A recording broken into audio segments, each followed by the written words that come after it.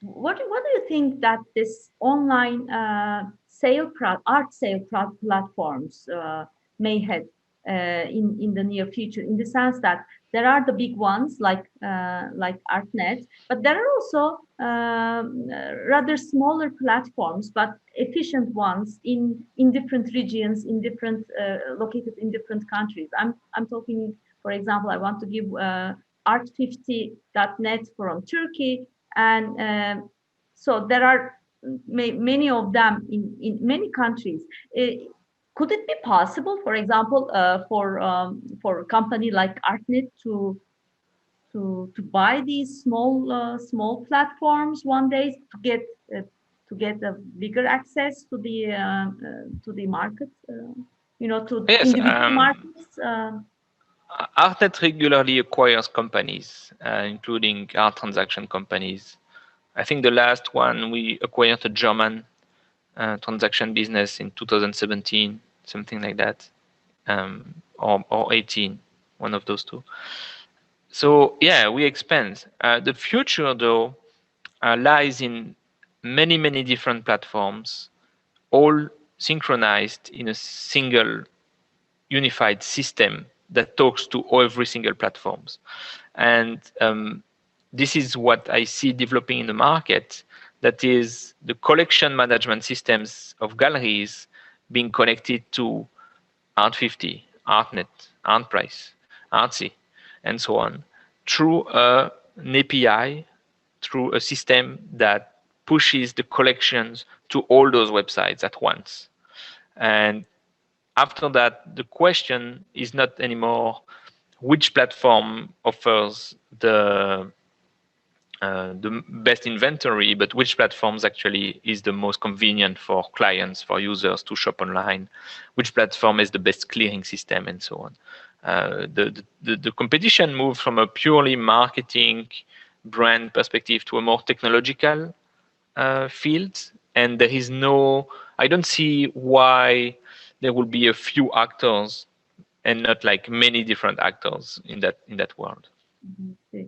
And what do you think about this online viewing rooms? I think there's more to do in this perspective. They are not very user friendly, and it's not easy to visit, using these systems. Do you have any project do you invest in these technologies to improve art gallery visiting online? Yeah, not that I know of at Artnet, but we definitely work with other companies that have that types of systems. I agree with you that it's not yet state of the art. We could do much better. I'm still waiting to see how virtual reality is going to change the game, especially for sculptures, because it's more difficult to sell 3D objects online. So I want to like to be 5 years in the future to see where this is going. I'm equally not convinced by the different systems that I've seen. They can be impressive from a technological perspective, but users don't really like it, and the user experience is not yet there. By the way, the owner of art50.net is with us, actually. Maybe later on she may have some questions to you, Fabian. Now, Absolutely. I want to ask, I want to dig more on, my usual topics. What do you think about an art fund and, a true art fund with big money, with a lot of hot stuff in it? Can such a instrument excite art art investors today? Yeah, I think this is a bit. There were a lot of trials and errors in the art fund industry, and I'm a person who likes data. So when I look at the data, a lot of them failed. A lot of them did not deliver to their investors. So is it a failure of that model? Probably. there is one notable exception, the huge success of Philip Hoffman's Fine Art Fund, who has made a fantastic job in delivering returns to its investors and applied very smart strategies. Many other funds were pale copycats and failed. What I've seen, which was the biggest sin in my view, is conflict of interest in those art funds, in the sense that the person in charge of selecting the artworks had an interest in selling them at a high price, or was friend with someone who owned them, and so they brought a little bit of the sins of the art world into the art fund somehow, and this is one of the reasons I perceive why it failed. And now the idea of having a collection shared with other people for profit is still very valid. So maybe the whole art fund, listed art fund and so on system did not really work as much as we wanted it to work, I mean, in the industry at large. But I see very nice initiatives, either with individual artworks sold through securities, like Masterwork is doing here in New York City. I really love their initiative. Or I've heard about other initiatives where collections could be shared, like more of a partial ownership of a collection where each individual can then have the artworks in a timeshare agreement. In that sense, not only you have shares in an artwork, but you can also enjoy it in your home. So that's, I think those less financialized initiatives are more successful in the art world. What do you think about art rentals, but renting the screening of art at home? Renting the screening? Yeah, have you heard about that? And what do you think No. about this kind of product? I mean, you rent art, but you rent to view that art for a day, for 1 hour, you know, depending, and you share it on your wall. Okay, yeah. Well, it seems there is appetite for that type of products. I don't know. I'm quite skeptical. But maybe because I'm working too much with hardcore collectors who see a lot of value in owning the work. But if there is a market for it, why not? I mean, people do that with sneakers, so why not with artworks? Because, you know, when I think of Airbnb and, you know, all these sharing economies, there are a lot of people could be interested just for fun, for the experience of it, and there could be a business to develop. But it all depends on the available technology that should be practical, and you know that may help to maybe develop the collectors base. This is not a product for you targeting the existing collectors, but this is a product for, you know, individuals who are not aware of this world, but maybe attracted. You know, you're having a dinner and you would like to have a couple of interesting video works screening, you know, on your walls, and you pay for it. I see, since we get addicted more and more to looking at screens, digital screens. I imagine this kind of feature for especially digital artworks. Yeah, actually, it could be. I know initiatives by artists like that, where they want to put temporarily their artworks at certain collectors, you know, for their dinner. So they know that it's temporary. The collector knows it's temporary, but at the same time, it's a way for the artist to promote her work or his work. So maybe there will be something developing there. It will be fascinating. And indeed, with digital arts, technology can certainly support that type of sharing system, but we will need to have leaders in the art world ready to show how to use that type of products properly, and where the value is created for the users. There is the experience that I understand, but also for the artists, how does the artist gets paid or things like that. Yeah. Now, what do you think about the digital art, and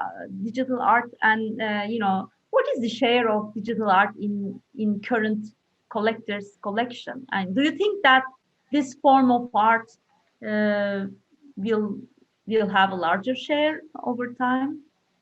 Oh, definitely, definitely. It's a very small share in terms of prices and volumes of transactions. I think, if my memory is correct, we are at less than 2% of the market, so it's very small. But what I hope is that it's going to become big.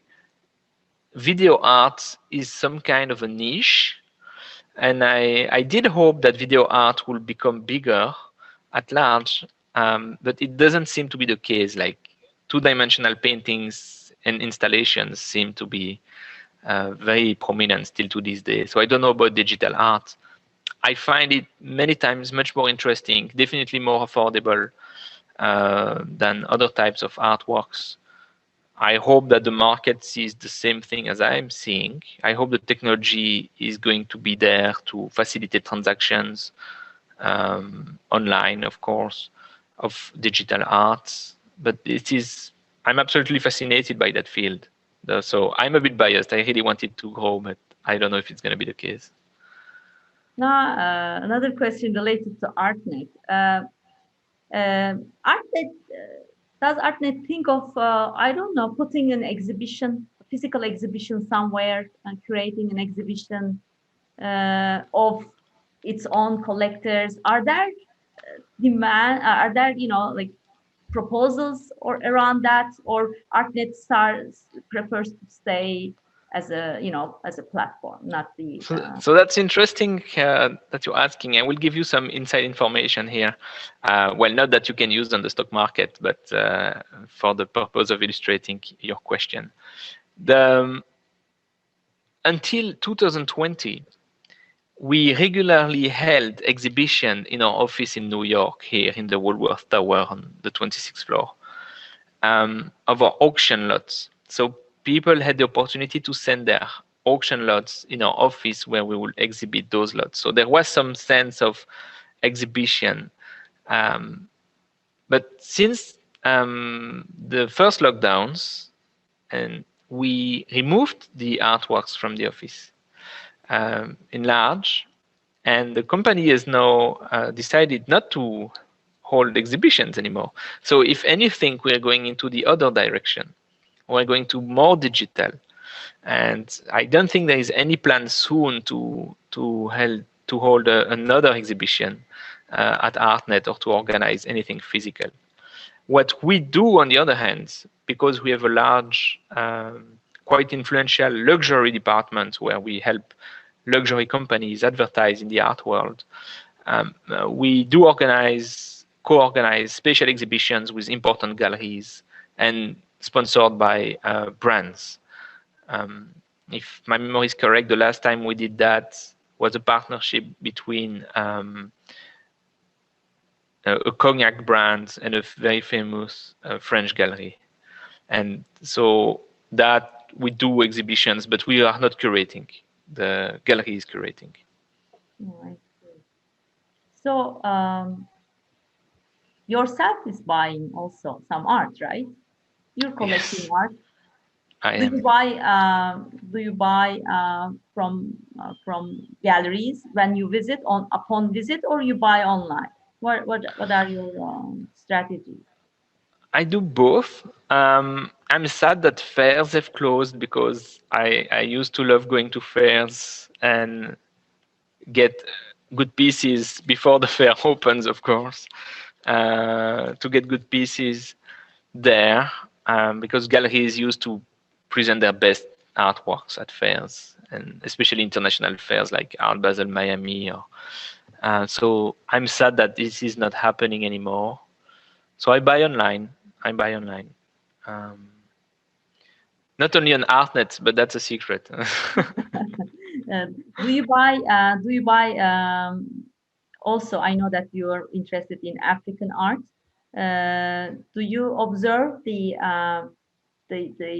rise in the share of African artists' works in the world and in Artnet auctions in general? Do you observe that? Yes, definitely. Our auctions have been very successful with African artists. Well, I'm very happy for Artnet and for our clients, but at the same time, I remember the days where I could get artworks for less than $10,000, and those days are more or less gone. So For African art. yeah, for African art, contemporary African art. So yeah, I'm very happy for the market at large. I wish I could have the same buying power as I had before, but the market is really taking off. So that's those are well, it's a good news at the same time. But yes, and there are still opportunities in African art, I guess. Now, I know that you can give us only limited information, but when you look at overall the buyers buying online from Artnet, what can you say about their age profile of these people or the geography? Basically, America or Yes, we have a lot of American buyers. Interestingly, that's anecdotal, but we have a more than real world proportion of tech entrepreneurs from different technology companies here in America. So it seems that owners of startups like to buy art online, and they like to buy at Artnet. So that's rather cool. We have a young audience. So we have rarely senior citizens buying through us, even though it is changing now. It has changed a lot over the last year. We have lawyers buying, a lot of people from New York, because they could come into the office, right? So we use that too. But now it's all over the world. We have a very good presence in China for auctions. So a lot of clients from Hong Kong. And we also the Middle East, a lot of Middle Eastern clients, Dubai in particular. Do you believe that the buying power of global art market is heading towards more and more towards East Asia, or no, honestly, I don't think so. I think when it comes to international trade, Western Europe, America is still leading the way globally, like by far, especially online. What we see is that Chinese, Asian clients buy a lot of their own art and culture. So they buy a lot in China. And yes, they have a weight, they have an important weight in the art market, but this is still very segmented. So yeah, whereas we can see more Westerners buying Oriental or Chinese art than Chinese art are buying Western art, which is normal also, given purchasing power. So yeah. Okay. So any questions to Fabian Bocard from the audience? I think I have asked almost all my questions. We can have some questions from the audience if there are, or some comments.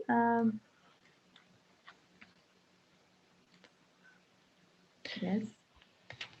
No. So Aileen, I will give my email address to the audience so they can contact me if they have more questions. Okay. Great. I need to find. You can write on chat if you want. Yeah. Okay.